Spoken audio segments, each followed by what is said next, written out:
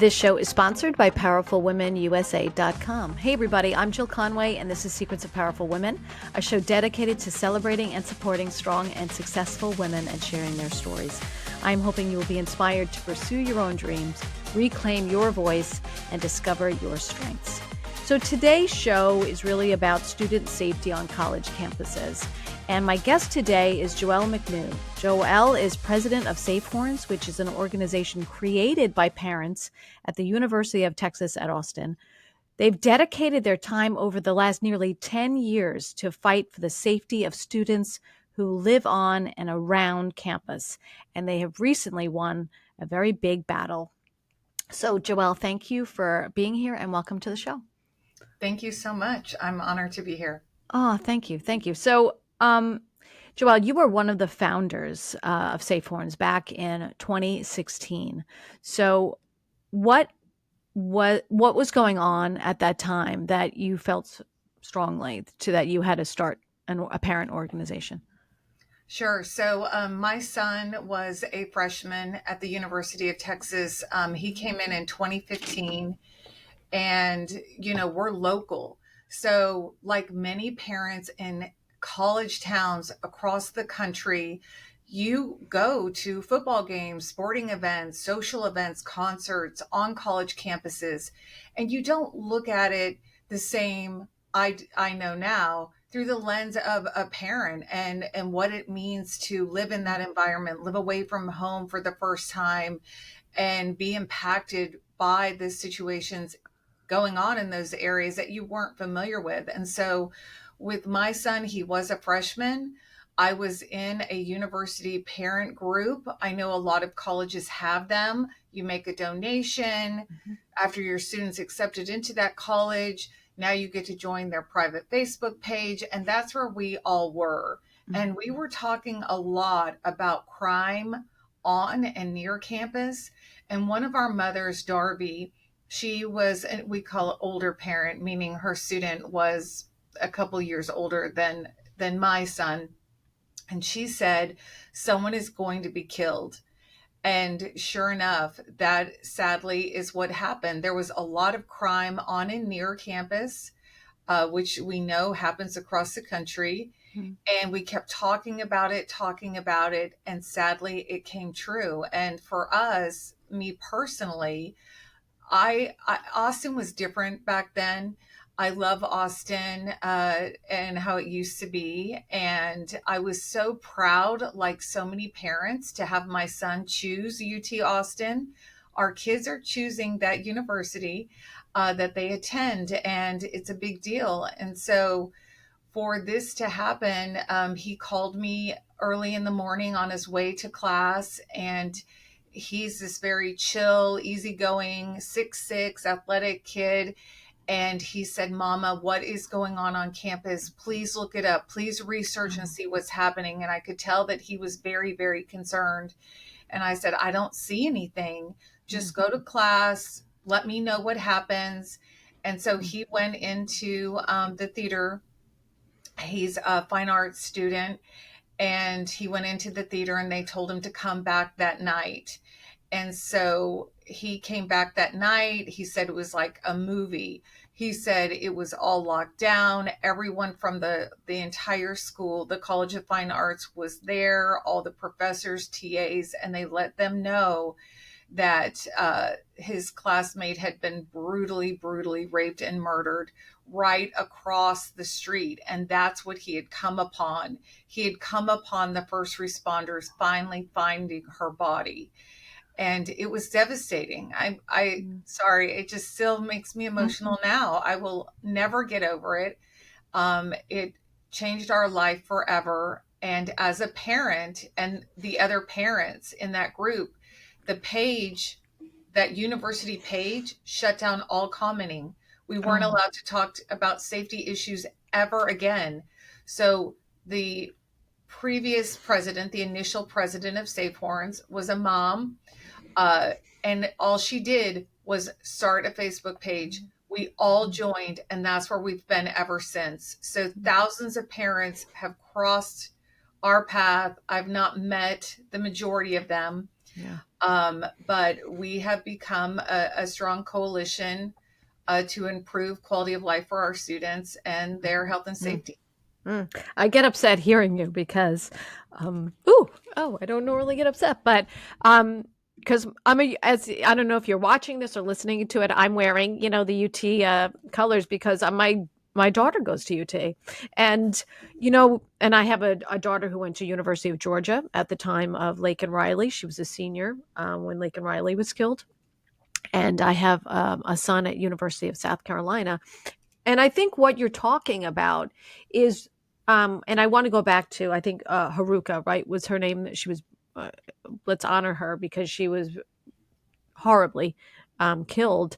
And do they even know the situation of something like that? Like, we don't know. And I've said this, I was saying to you about this off air when we're looking for college campuses, and I certainly went up and down, the East Coast, and I went all around the country with the kids, there is no real way of finding the stats of crime around, in and around campus. They say it's easily available. There is a federal law that I think that says this should be accessible, but it's very hard to come by. And when you go on those parents' pages, like you say, no one wants to talk about it. They remove your comment or something like that.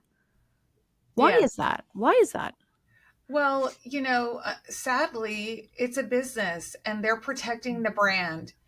And we have to acknowledge that. We have to understand that even in our own passion as alumni or just fans of that college from maybe visiting before or going to an event that changed our life because we thought it was so fun, Mm. that, we all become fans and supporters, but we are sending our children there. We are spending a lot of money. It is a huge sacrifice to support our students' goals of higher education and the pursuit of that. And I always tell people, when you're touring a college campus, I even made a whole presentation now that I do for high school, for high schools that want to have this conversation, uh, and talk about what it is that you should look for. Okay. Because, like you said, sadly, because of the horrible murder of Jean Cleary, their family, they were so brave, and the Jean Cleary Act is what requires that information to be made public. Every October, universities have to provide their crime data analysis. It can be found on university websites. Like you said, you have to dig for it, Mm.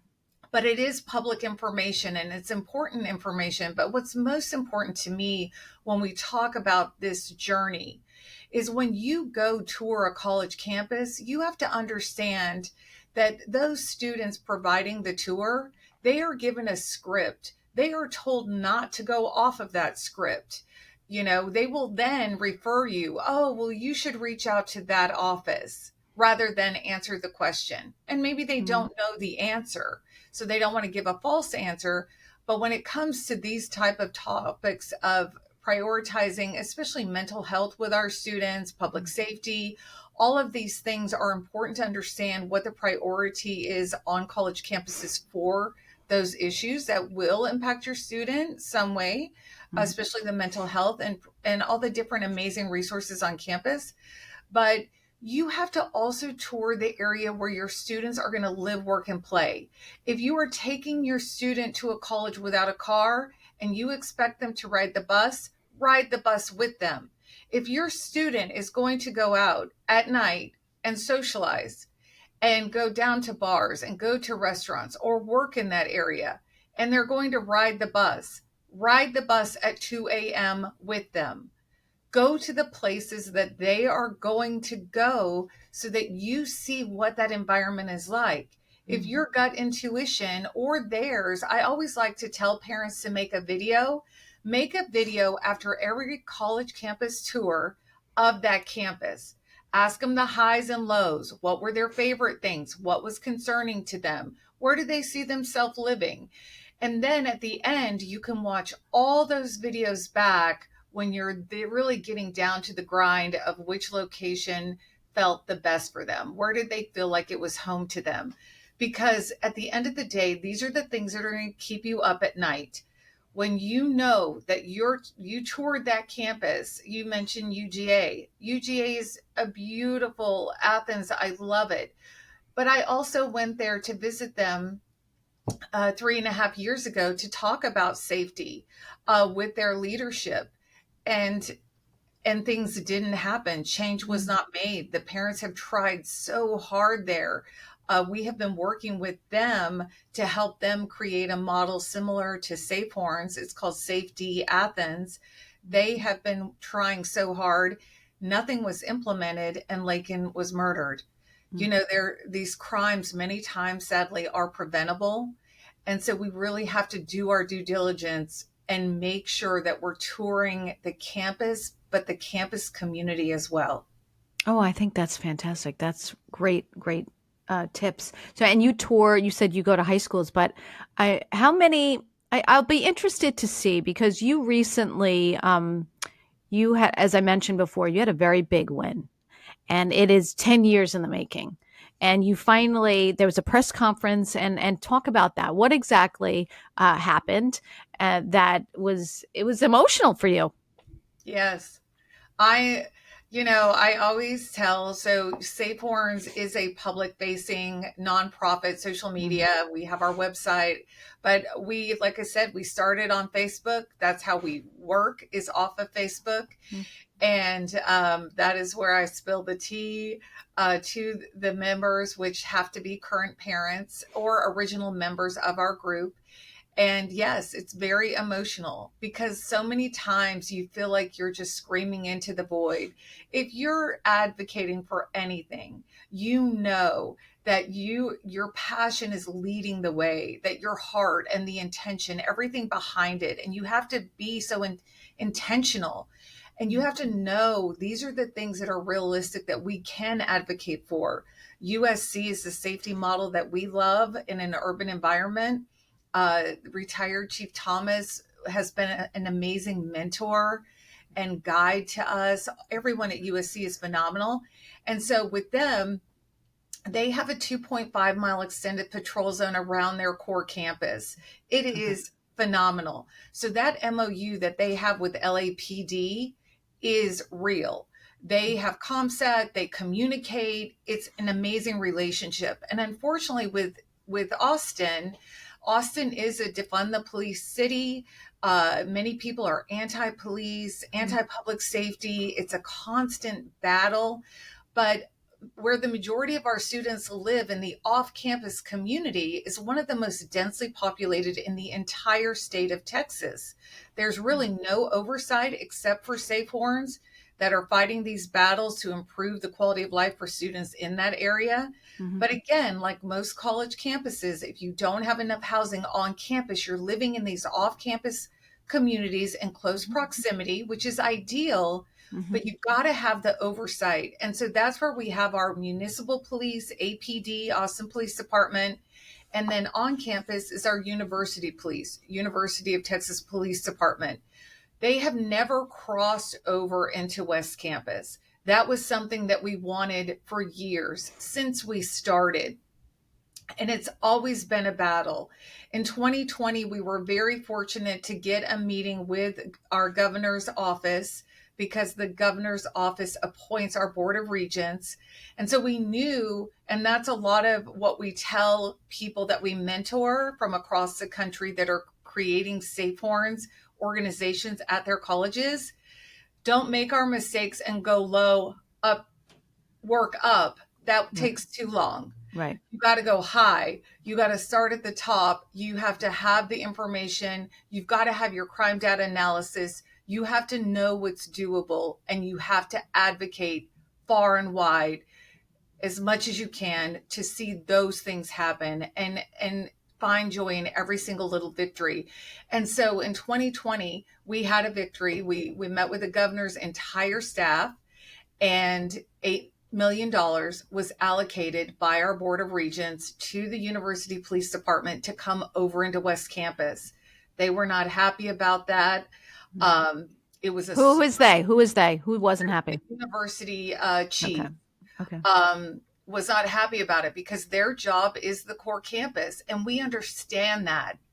But if our municipal department doesn't have the bandwidth and it doesn't have the capability based on staffing and other issues, then we've got to have that memorandum of understanding that really, really works, that we're truly working together, and include the community as well. It's a process. We are constantly educating students on crime prevention and their own personal safety, but we have to do it together. They have to build that strong foundation and they have to lead the way for all of us. So that was a slow rollout in 2020. We didn't see that much change.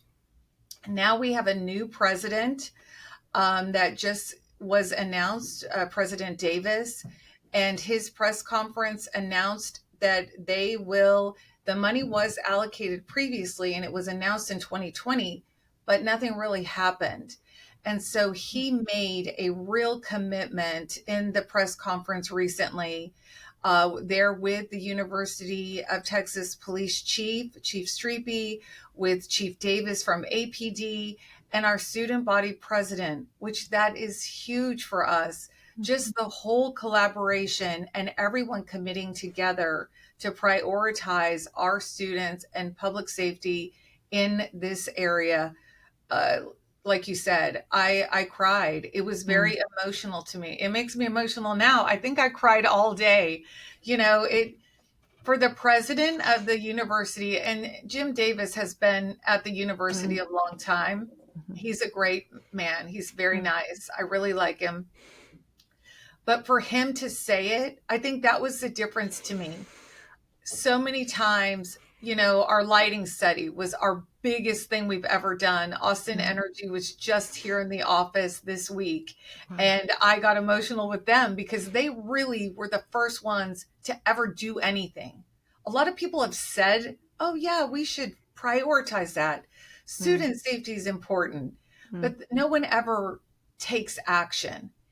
And so for President Davis to stand up there, call a formal press conference, and commit his unwavering attention and commitment to student safety, I don't believe he would say it if he didn't mean it. And for me personally, it has been a very long 10 years of advocating and having parents, and I think that's what people don't understand, is I've had parents reach out, texting, DMing, calling me, and reaching out to our admins of situations that happen almost every day for the last 10 years. And that's my constant worry, is who else is going to be murdered. And I know we can't prevent it all, but there's a lot we could do to make it better. And that's not only at UT Austin, but on campuses across the country. Well, what were you originally fighting for? Because I want to set the stage too for anyone who hasn't been there. So Austin is, it's a city. Obviously, it's not a huge city, but it's a good sized city. So, and the way UT is situated, and then like you said, they call it the 40 acres or whatever, right? But then you cross over where there's a strip of stores. So you cross over like 4 lanes. And there's strips of stores and all the apartments. And then that's where, as you said, what's the percentage of kids who actually live over there? Because I don't know how many people live on campus, but it doesn't seem like a very high number. It's not a high number.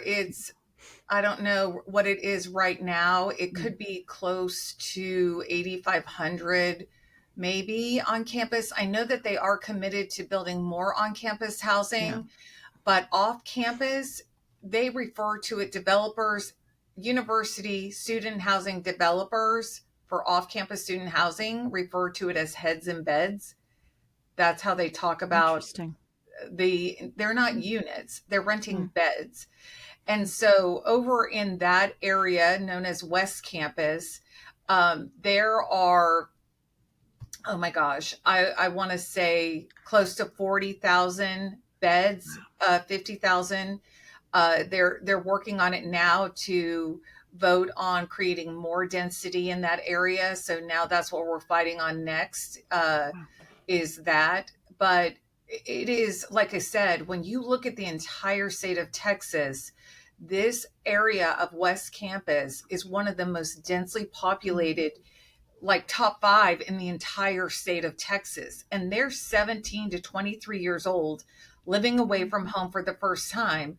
As you mentioned, Austin isn't that big of a city compared to New York and other big urban areas, but we have those same urban Yes. societal problems. Hmm. So we have a lot of MICA, mentally ill, chemically addicted, unhoused people in our area. We have a lot of sexual predators.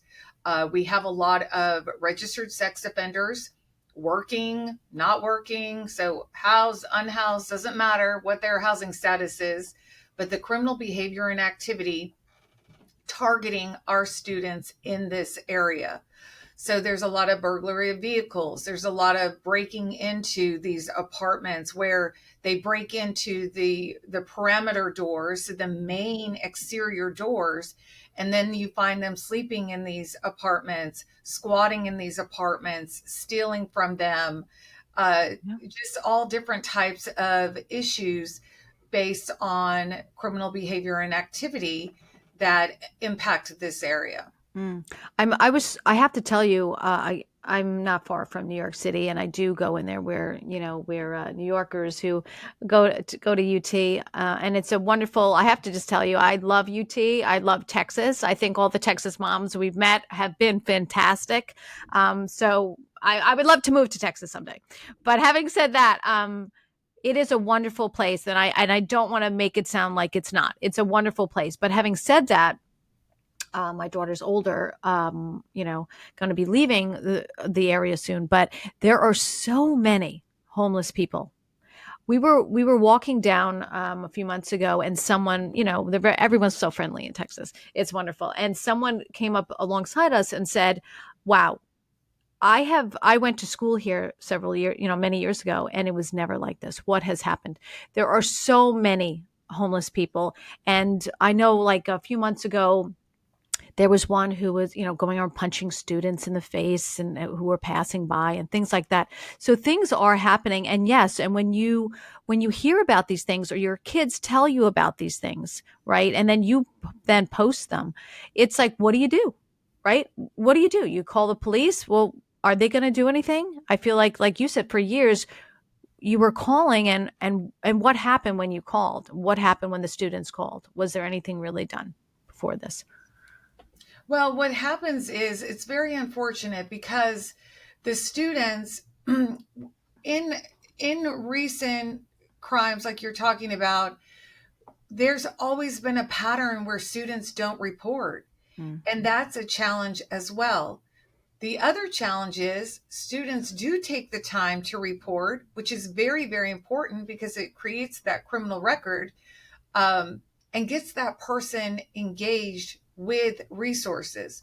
But what happens, unfortunately, in Austin is our county attorney and our district attorney release people very quickly. Mm. So students will report being impacted by crime from an individual in our area. They will report it. The police will write the incident report. They will tell them someone's going to engage with them, tell them the process. By that afternoon, the student most likely will see that person right back on the street that same day. And it Mm. will happen over and over again. And so years ago, we knew that even our council member was saying, oh, safe horns is fear mongering. Crime is fine. People, you aren't being impacted by crime. You're lying. So we started taking down all the crime data, analyzing it. It's a huge process because at Mm. Safe Horns, we are all volunteers. We all have full time jobs. And this is like 5 full time jobs because it never stops. It's every single day, 24 hours a day. So it's a huge commitment. But what we knew was if that's their perception Mm. and they're saying it out loud publicly, then we've got to come back with factual data. So what we do is we look at the UTPD crime log. It is public information. So we go to the University Police Department. Anyone could do it on any college campus across the country. Because it is a public college and because of the Cleary Act, they have Mm. to post it. So we look at the UTPD crime log. Then we also look at the Austin Police Department crime data just in the areas around the core campus. Then we only, because we're dissecting it way down, then we're looking at repeat offenders, because we want to show that there's a pattern of criminal activity and behavior by the same people. They're pretty much territorial, targeting our area, targeting our students and businesses there. And we want to show the reality of what is happening. So we post the habitual offender list, is what we call it. It's all public information. So it provides their mugshot and it provides the crime. If it shows the judge that dismissed the case or rejected it without any consequence, if we have that information, we'll share it also, because it's important for people to understand what's actually happening. And it's important too for students to understand that our officers are doing their job. We have a great relationship with UTPD and especially Austin Police Department. Their parents also, they have students in colleges, in Austin and throughout the country. They understand our fear and they know that the crime is real as well. So it's just a disservice when the students believe that it's the police not doing their job, when in reality, it's our county attorney who she just lets them out. And she has said publicly that these are quality of life crimes and she doesn't, she's not going to hold them. And that's a problem though, because what we say is, when criminal activity and behavior is negatively impacting the quality of life of anyone in Austin, any community, anywhere, but you keep allowing them to not be held accountable and releasing them back into the community, you're basically just reoffending those victims all over again. Yeah. And we see it over and over. We had one student, she didn't want to leave her apartment. She had been assaulted, then assaulted again. He was targeting her. And she called me crying and she's like, what am I going to do? I don't feel comfortable leaving my off-campus apartment. Oh my God. And so, fortunately, we have resources that could reach out to her and help her, but we need her to be successful. Her job is to go to school. Her job is to graduate from college. That is all of our hopes, all of our commitment. That is why our kids are where they are on any college campus. The end goal is graduation, getting off our payroll, and living happily ever after, and obviously these are issues that could happen in any urban environment. People say, oh, well, there's crime in every city. Of course there is. But how many times are we going to have people reoffend and have our students be traumatized? We always tell them, if this was happening outside of your front door, we have people in decision makers that say, oh, well, that was just a criminal trespass. And I'm like, it was a criminal trespass. That was a theft. That was an assault. That was then assault again. The same situation, the same one incident. Mm-hmm. And if that happened to you, would that be okay? You're an adult. Would that be okay if that happened to you? And many times they don't say anything. Mm-hmm. So I have nothing to say. There is nothing to say. Yeah. Yeah. Oh my goodness. Oh my God. All right, Joelle, let's take a quick break here. I want to come back. I want to talk about the corridor. I want to talk about the ambassadors, the West Campus ambassadors, and all these things that you have helped put into place, and really, really parents fighting so hard for the safety of students around their campus. And maybe you'll take these, this information and do it at the campus where your kids are. So we'll be back. You're listening to Secrets of Powerful Women.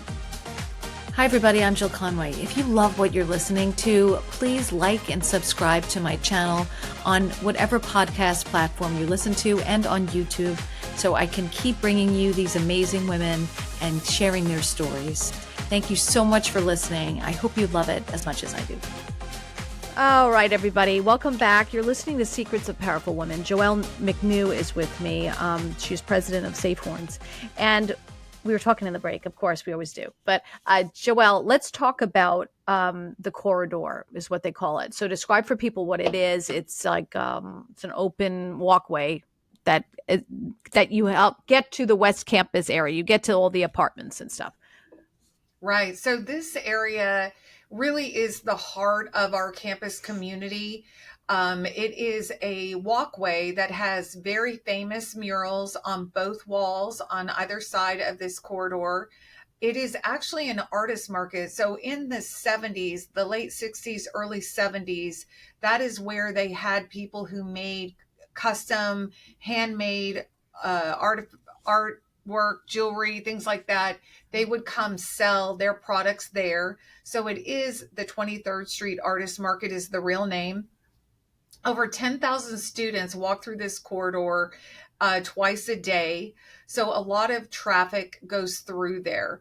And over the years, that became where students would tell us, oh, there's machete guy, pole guy. So there was a large encampment there.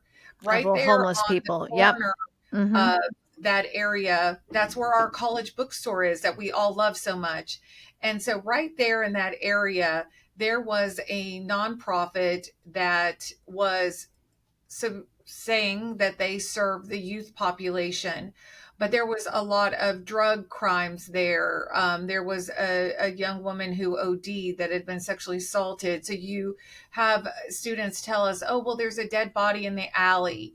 And people would say, oh, well, that just happens. You know, people die. And it was just unbelievable to us what was going on in the heart of our community. Students started to take longer paths to avoid this area. And so a couple years ago, the church is going to tear down to redevelop. That nonprofit moved out. They came to us because we've been complaining so much of them to take action and asked us if we wanted to rent that space. So we did. So we opened Safe Horns Place in the basement of this church in the heart of the neighborhood so that we could show by example of what CPTED, crime prevention through environmental design, looks like. So we clean up the area. We take pride in the area. We partnered with the archery club.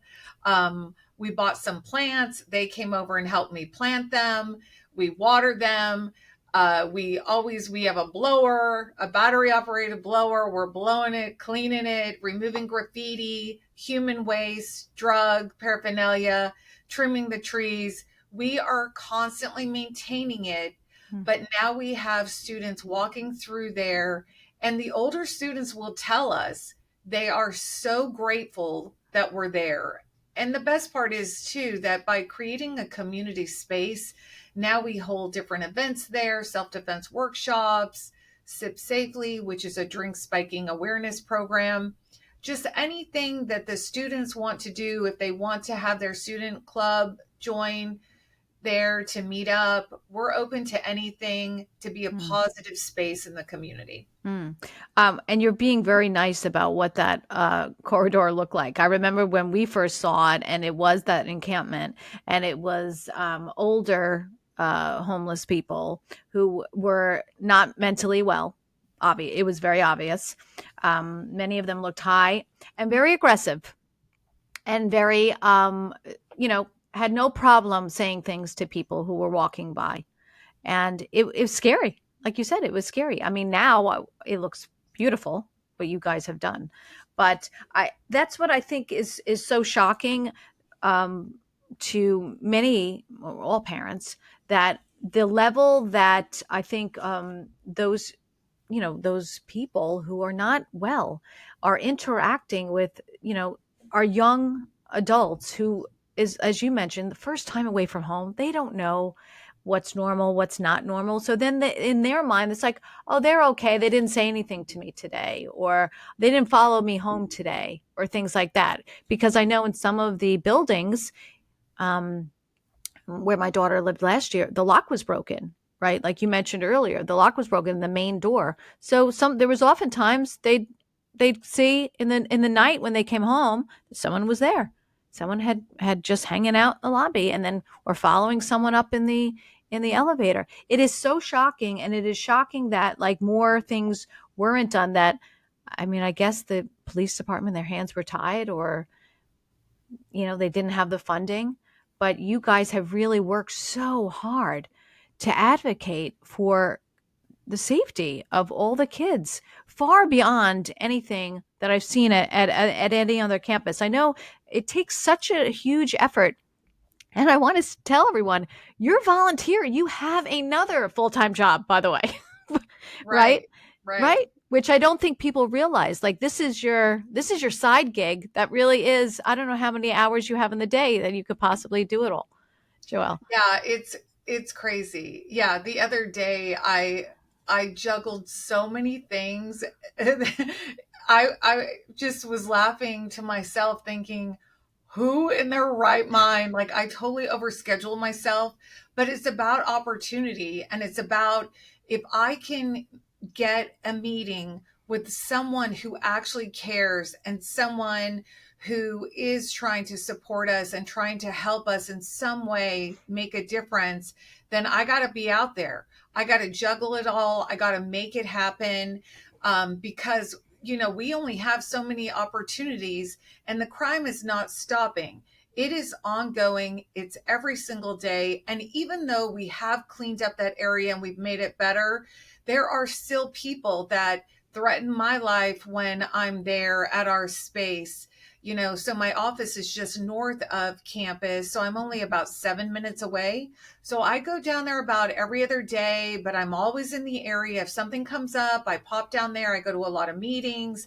I just like to walk store to store Mm-hmm. because a lot of students work for the different businesses along the street there and ask, how's it going? What's going on? Do you have a criminal trespass notice that's up to date? Are you reporting anything? Are you seeing anything? Because I want to make sure that they know what to do as well, because that's part of the issue is how do we have proactive crime prevention in these areas? Because like I said, if I have these guys that see me and are targeting me and threatening to kill me, what are they doing to the young kids when an adult is not around? And so I'll warn them as well. If I see someone acting erratic, I'll tell the kids when I see it, hey, why don't y'all go down this street here? There's someone over here that's, acting aggressive and agitated. Take a different route. So then I will take their photo, text to the UT Live Safe app, make them aware of it. Or if someone's in distress, I'll also call because we advocated for the host team, which is the homeless outreach street team. So if I see something going on, I will call 911 and ask for them to come give them resources and help them. Leaving them on the street is unacceptable. Mm-hmm. It is like you said, Austin has a lot of homeless people. The city has allocated hundreds and hundreds of millions of dollars, and our previous mayor said he was going to end homelessness. Well, it's only gotten worse. And because they target our students, I've had them tell me before, well, they're easy prey because they're afraid of us. So they're intimidating them. They know that they can come into their properties, steal from them, harass them, sleep there. They tell us they're bathing in their pools, all these different incidents. And what's sad is we want our students to be empathetic, but we also need to have them be situationally aware and personally responsible for their own safety. And so that aggressive criminal activity and behavior, zero tolerance. Right. They've got to report it. Well, here's the thing about being empathetic, because I want to touch on that because I do feel strongly about this. I feel like it's people can take so much, right? And for a situation such as this, where there's homeless people all over, like in New York City or whatever, it comes to a point where I really, if people who will say, oh, leave them alone, they're not hurting anyone, or they have a right to be there, they have a right to live however they want to live. And I'm going to say this: most, I would say probably 99% of them are mentally ill and cannot make sound judgments. So I don't know what world it is okay that the government says, let's leave these mentally ill people on the street to fend for themselves in the rain and whatever, and harass other people. I don't know. That's not some sort of kindness that they're showing, right? That's not okay to anyone, not to them, not to the people who are passing them and getting harassed. No one should have to live that way. So there definitely is something that has to be done. And I don't want to say, put them in a church or let them stay wherever, but something has to be done because it's not fair to them. It's not fair to the people who are passing. Oh, 100%. And I think what is frustrating to me too is many of them are also, so they're, like I said, the MICA acronym is mentally ill, chemically addicted. Yeah. Many times they're a threat to themselves or someone else. Right. They, there's one individual that stays around our area. We see this a lot of open masturbating, a Yes. lot of heckling the girls, screaming Mhm. at the girls, open defecating, just horrific things happening just all the time, all over the place, peeping in the windows, trying to get into Mhm. a lot of men targeting the girls where they live at their homes. Doesn't matter that the lights come on or what's going on. They Right. try to get in. They're very aggressive. And what's really scary is that, like you said, it's a complete disservice. We Mhm. have some individuals in the area. This one man I saw a couple days ago, he has been on the street so long that eventually he is going to be one of the men dead in the alley, Mhm. because it is very hard on a person's body, your mental health, and your Mm. physical being to live that way. It Right. is horrific to live in those Right. conditions and the mental state. So the fact that oh, well, yeah, like you said, and Yeah. we've had people say, oh, well, it's a gypsy lifestyle. That's what they want to do. That's how they want to live. How do you know, right? Like, how do you There's know what they want? no, They don't know what they want, I'm sure, right, right? right. I mean, we really want to see conservatorship. Yeah. If you are a threat to yourself or someone else and you don't have the mental capacity to take the many resources, Austin has a lot of resources, but they're not required. Hmm. So even when you commit a crime, tons of resources for you: mental wellness, jobs, housing, getting on housing lists, all the different things, but they're not required.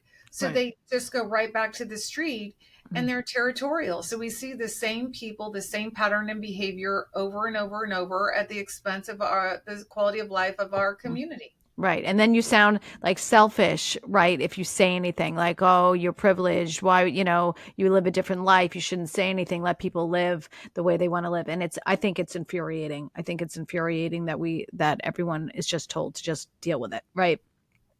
I do want to talk about, I could go on forever about this topic, but I do want to talk about all the things that you have fought for, that your organization has fought for the last 10 years, and the successes that you've had, and then things that you're still working on. So I know there's, like you mentioned, there's the West Campus Ambassadors, but that's kind of really just kind of started over the last year or two. So let's talk about that. What have you guys been working on? And um, So the West Campus Ambassadors, going back to the shouting out to USC, the USC, the University of Southern California safety model includes the Yellow Jackets. And so when we toured the USC campus, I found a student, never met him before, rented him equipment. We went out there to make a video because they were repealing our homeless ordinances in Austin. And we wanted to talk about a campus in an urban environment. Skid Row is nearby. What are they doing? What are they doing that has made a positive impact to keep their community safe? What's happening on Skid Row? So we did this whole tour and it was amazing. One of the most positive things that the feedback from students was what it meant to have the Yellow Jackets all around, both on and near campus. So that is something that we came back and we were like, oh my gosh, we want to have ambassadors. So I had researched, I found a company called Block by Block. They're all over the country, whether it's a college campus community or a touristy city. You may see people in matching shirts. They clean, remove graffiti, pick up trash, engage the unhoused, offer them resources, whatever. That is block by block many times. Mm-hmm. So we have them in downtown Austin. So I was connecting with them. I kept getting bids from them, trying to get people in the community or the university. Hey, just do a pilot. Will you just do a pilot in West Campus? Let's see what impact is made. Do the students feel safer? Does it improve, the cleanliness and pride in the neighborhood? The weeds were tall. Graffiti is everywhere in Austin. Drives me crazy. No sense of pride, trash, drug needles, all these things, human waste. We're like, this would make such a positive impact. And this off campus area, whether it's the city or the university, it is a reflection, though, of UT Austin. Yes. This is where our kids live. When the parents come, visitors come, this is the neighborhood they're visiting. Right. And why doesn't anyone care about it? So luckily, going back to that $8 million allocation from Governor Abbott and the Board of Regent, Kevin Eltife, God love him, that is where that first allocation to start the ambassadors came from. That was an announcement from our previous president, President Hartzell. SMU is lucky they got him. But that was a huge deal. We had been advocating for that since 2016. I love the ambassadors. They do an amazing job. The students love them. It has totally improved just the aesthetics because they're always cleaning. They clean from 7 a.m. to 3 p.m. They're a friendly face on the street. You can engage them. And then from 3:30 p.m. to 3 a.m., they will safely walk anyone, students, visitors, whomever, in that neighborhood with two people. They'll safely escort you home if you would like that, just by calling or texting. So that was huge. Again, I cried over that also. One of the biggest things, though, is when we first started in 2016, our focus was the core campus. Immediately, students brought to our attention their concerns over in this area off campus known as West Campus. The number one thing was the lighting. It was very, very dark. Yeah. So even though the city created this neighborhood specifically designed for students to live in close proximity, they didn't implement any crime prevention within the design. That's what we're asking for now on September 25th is what we're advocating for. Include CPTED, crime prevention through environmental design, into our code. But lighting is a part of that. So we worked very hard. Students had done petitions, change.org, all these different petitions, wrote papers about it, advocating all the time for lighting. So we got involved with that. Finally, we got a lighting study approved. The lighting study showed what we knew was true, that lighting was inadequate. It never met standard in this neighborhood. So then we took on the task of working to change that.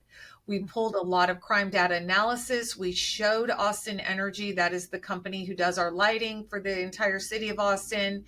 They were phenomenal, phenomenal. They changed all the lighting. They focused by prioritizing on hotspots that we were concerned about. They raised the tree canopy and all the vegetation to create better luminosity in those areas, but also to create natural surveillance so students could see and be seen in a 30-foot radius to make sure if someone was coming towards them, their gut told them, no, this is not good, that they could change their path because they had that ability to see. And that was so important to us. That project, we started advocating for that with students in 2016. It just finished last year. We are so honored by the U.S. CPTED Association to receive a national award for that in February at San Diego State University. That was one of our biggest, longest battles ever. Amazing. I cannot thank Austin Energy enough. And Sure Walk is a program we have on campus. We advocated for them. It's a walking escort program. So we advocated to add golf carts to that. Thrilled to have that happen. uh, I'm trying to think what else. We wanted to, when we first started, we did a physical security assessment looking at lighting, looking at door locks. So the university changed a lot of the access control on buildings because they were open all the time. So students would tell us, there's people sleeping in our building. There's someone outside my dorm room in the hallway that is not a student or invited guest. So just a lot of change went on the core campus for physical security. And then our focus has primarily now been in this off campus community area, really advocating for change over there. So on and near campus has been our focus. Yeah. And you're doing an amazing job. There's also something called UT Night Rides. Is that part of you Team guys Night too? Rides is amazing. It's a collaboration. So again, going back to other colleges and what's working on those campuses, UT Night Rides is through, again, same as SureWalk, our parking and transportation department. They do an amazing job. We love them. That is the collaboration. You get $100 worth of credit.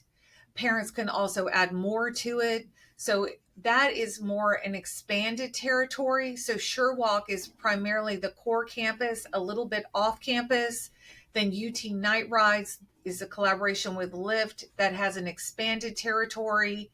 And then the West Campus ambassadors are specifically off campus in that West Campus neighborhood.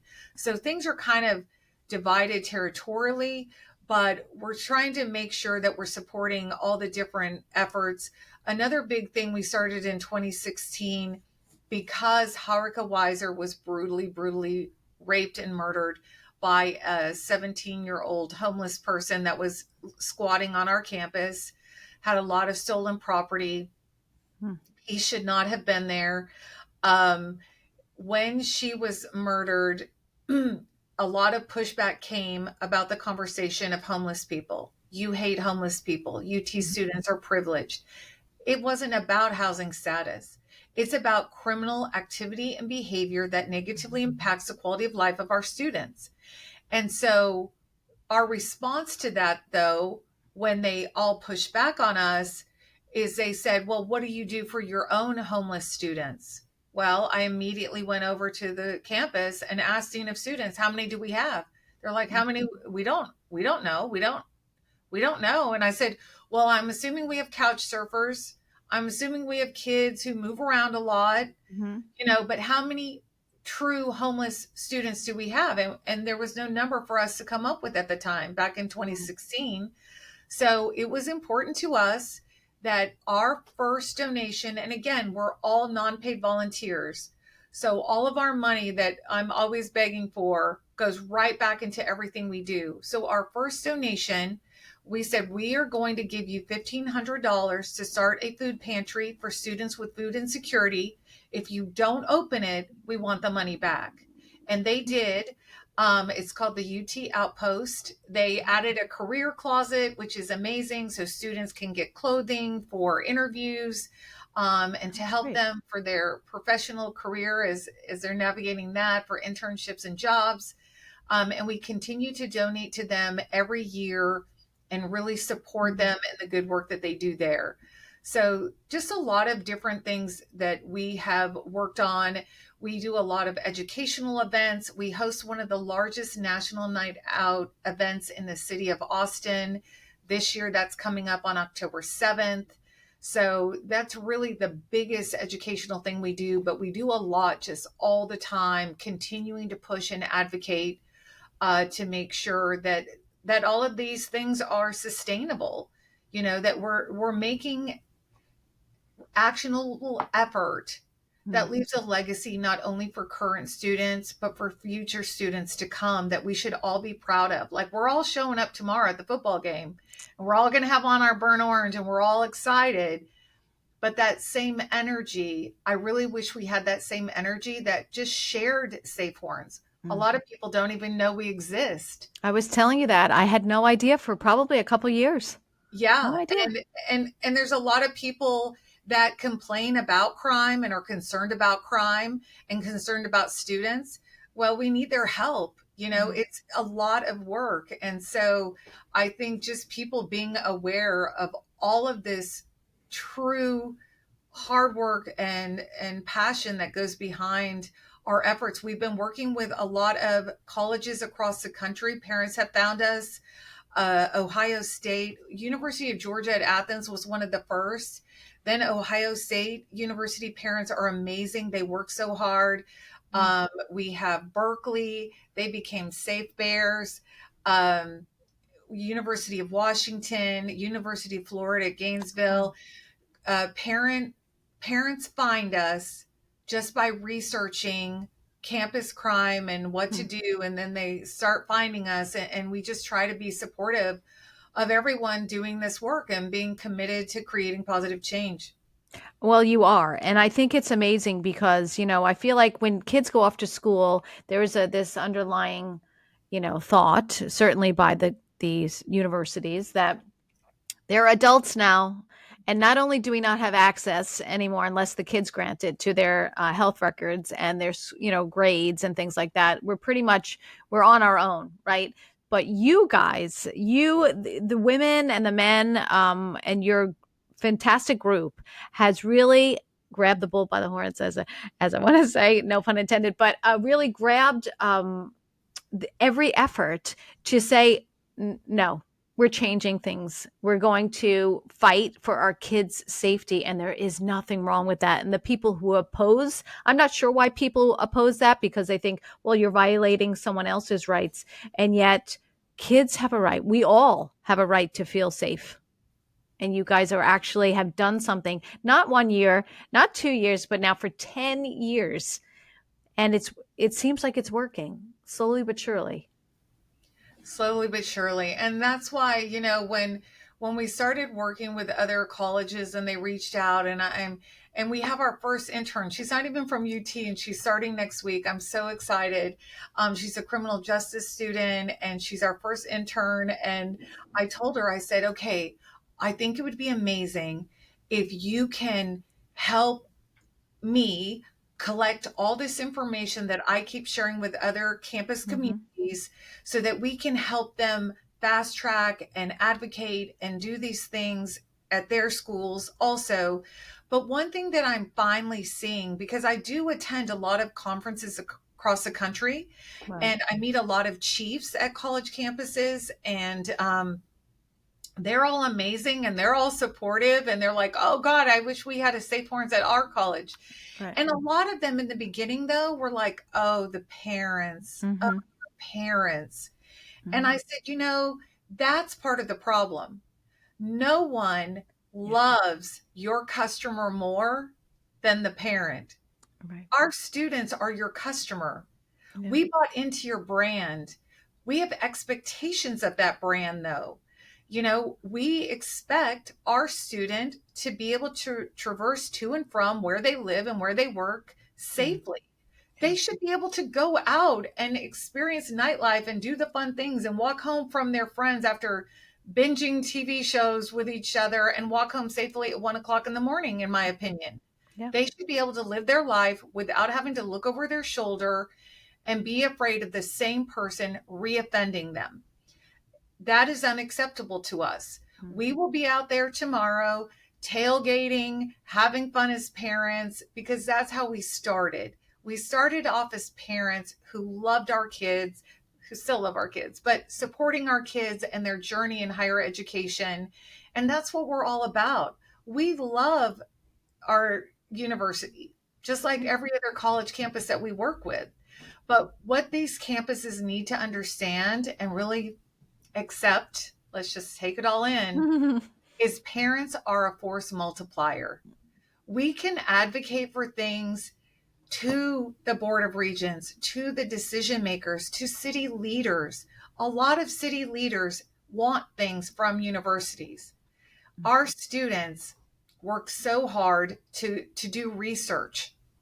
They do all the different things that create the extraordinary accolades that each university celebrates and advertises. And so we expect something back from them. And that is the most basic thing of being safe. Mm. Oh my gosh, there's a saying, I think UT saying is what starts here changes the world. I mean, you epitomize that. What you have done, you have started there is now rippling through certainly the US at all college campuses, and I think you're a shining example of the power of being a mom on a mission and of parents who advocate and have to advocate for the safety of their kids because no one else is going to do it. No one's going to do it. And like I Yeah. said, they've got to turn around that mindset of looking at parents as a negative. Yeah. Parents are going to champion Yeah. these successes with them. And we have to do it together. They can't do it by themselves. They do need our support. And we got to rally for them and we got to cheer on every single little victory. Like I said, I'm out there hustling all the time. We just had an event with our West Campus ambassadors so students know who they are. I got the bubble machine going, I got the karaoke machine. We have gift cards, we have a cowbell. We're making noise, we're having fun, we're wanting to make sure that our students know that we care, but that they are part of what starts here is now. And we have to do it together. And we have to make sure that we all watch out for each other. All right. So, Joelle, how can people, sponsor or get involved and make a donation to Safe Horns? That would be amazing. We always need help. So they could go to safehorns.org is our website. They can donate there. Right now, a lot of our big donations are going towards our National Night Out. Mhm. We are working with some student interns that we're going to hire and pay them from the Moody College here at UT to help us start a podcast so that we can talk about these things and the change makers that across the country are making this bold effort to address these societal issues in the best way that they can to improve the quality of life for their students. So yes, please go to safehorns.org, check out our website. We are also on Facebook, Instagram, Twitter, Mhm. and those are all the places that you can see the work that we're doing and everything that we're advocating for. And like I said, if you're a high school that is, counseling or whatever division, PTO, that are talking about ways to navigate higher ed and how to look at the campus tour in a different way, please reach out about that also, because that's really important. We Mhm. want our kids to be successful on this journey. They are not adults, in our opinion, they are adulting, and it's a process, and we're here for it.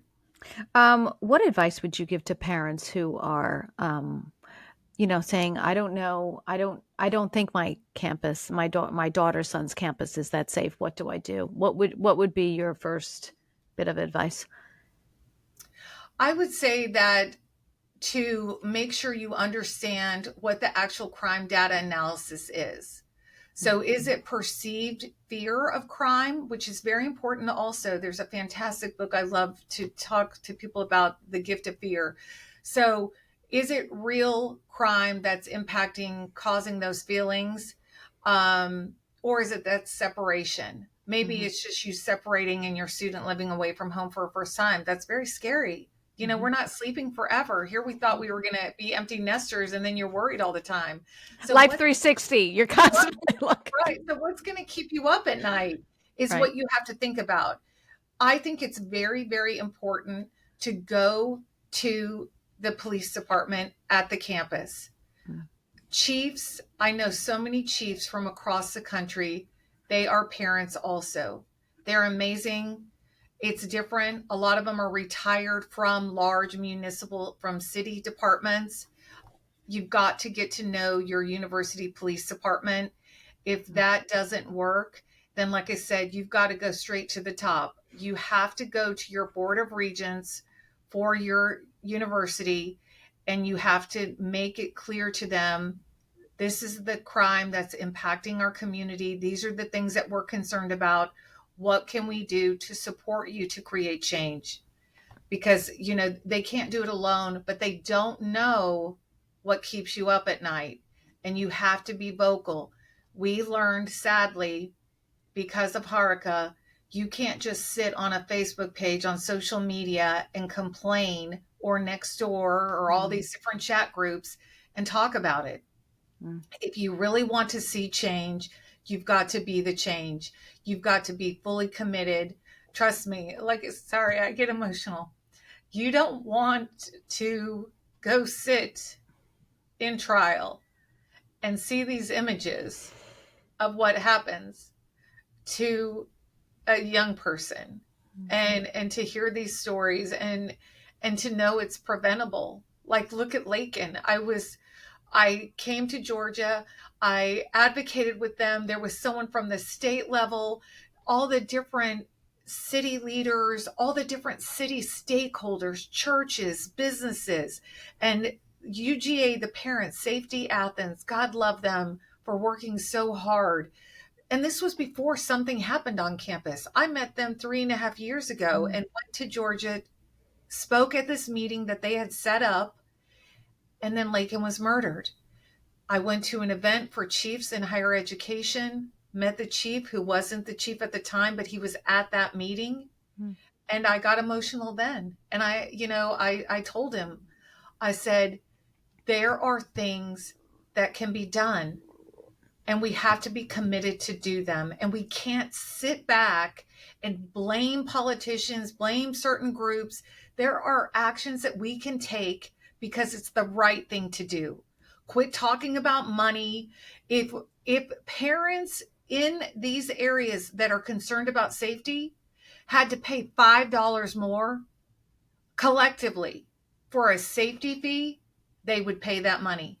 Yeah. But somebody better do something. That's what we're asking for, and we're willing to do the work with them. So look at parents as a force multiplier. And our goal is to get our kids to the finish line and get them out, graduated, on their way, successfully living the dreams that they have for themselves without being victimized. And I think people have to really be real about it. That's what's happening across the country. And we can do this work. And you just have to be fully committed, because you don't want to sit there like we did with Haruka's family. And every year, we take flowers and I put them out there where they honor her on campus. Kids don't even know who she is anymore. Yeah. We had a student that was murdered the very next year, Harrison Brown. We do the same thing. You don't want this. You don't want to be us. We want you to be proactive. It's important, and your kids are worth it. Joelle, you don't have a kid in school anymore, and still you're fighting the fight. Did you ever see yourself in this position 10 years ago when you started, that you would still, be traveling the country to help other schools? No, I had an officer ask me this week in a meeting. He's like, "So have you always been, involved in public safety?" I was like, "I was in aerospace selling airplane parts. And after work, I would binge Real Housewives and drink wine. I was dumb, fat, and happy, oblivious, knew nothing about public safety, Mm. knew nothing about National Night Out, which is our biggest event that happens across the country Mm. every year. Um, Never in a million years. But I think, and people ask that too, they're surprised that we had no direct link, that Haruka wasn't my daughter or a family member, because they say that's very common. Mm. And I think because when you are so proud of your student, it's, and this could be any college, it doesn't have to be UT, but for your child to get into UT Austin, my kid was in a burnt orange onesie. He was that baby. Have his first toy was a little stuffed bevo. He had so many scholarship opportunities across the country. He's so amazing. I love him so much. I'm so proud of him. Just like all of us feel this way about our kids and our college campuses that they go to. We are all in it together. We are so excited. And so Never in a million years. And I think I felt like the university let Haruka's family down. She's from Oregon. So she came to Austin. I've always loved the way Austin used to be. We're trying to turn it around, but the way Austin was and everything about it, and back then the live music and all the different things and college football, and people in Texas are so nice. And so there's just so much great things that happen that I felt like we let her down. And then I'd never been to a trial before, and to sit there with her father and his friends, so horrific that I'll never get over it my whole life. And yes, it has been a huge undertaking, and it has been a huge sacrifice for my own family. My daughter, she was a senior in high school. It impacted her whole experience. She went to a different college, and I know that Safe Horns, we've all worked so hard and we've sacrificed so much. And our core group are still the parents from the very beginning. But now we only allow new parents to be part of our private group. And, I just don't know if people will fully ever understand where we're coming from and where this passion drives from.